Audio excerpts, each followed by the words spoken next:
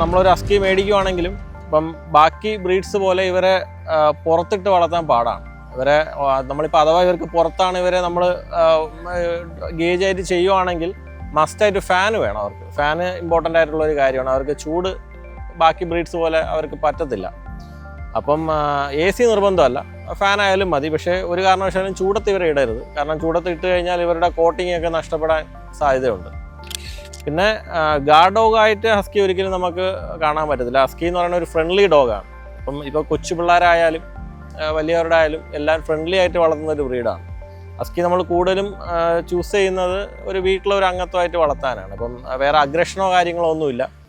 പിന്നെ ഇവരുടെ food habits ആയാലും വളരെ കുറച്ചാണ് ഇവർക്ക് ഫുഡ് വേണ്ടത്. ഇപ്പം ചിക്കൻ ആയാലും ഡെയിലി ഒരു 150 ഗ്രാം ചിക്കൻ, കുറച്ച് വെജിറ്റബിൾസൊക്കെ ഇവർക്ക് ആവശ്യമുള്ളൂ. പിന്നെ ഫ്രൂട്ട്സ് ആയിട്ട് ഇവർക്ക് മെയിനായിട്ട് വാട്ടർമെലൺ നല്ലതാണ്, പിന്നെ ആപ്പിൾ കൊടുക്കുന്നത് നല്ലതാണ്. വേറെ അങ്ങനെ ഇന്ന ഫുഡ്സ് തന്നെ വേണോ അങ്ങനെ നിർബന്ധമൊന്നും ഇവർക്കില്ല. ഇവരുടെ കോട്ട് മെയിൻറ്റെയിൻ ചെയ്യാന്നുള്ളതാണ് ഏറ്റവും ഇമ്പോർട്ടൻറ്റ്. ഇപ്പോൾ കോട്ട് മെയിൻറ്റെയിൻ ചെയ്യാൻ വേണ്ടി ഡെയിലി ബാത്തിങ് അല്ല ഉദ്ദേശിക്കുന്നത്, കോമ്പിങ് പ്രോപ്പറായിരിക്കണം. Daily combing പ്രോപ്പറായിരിക്കണം.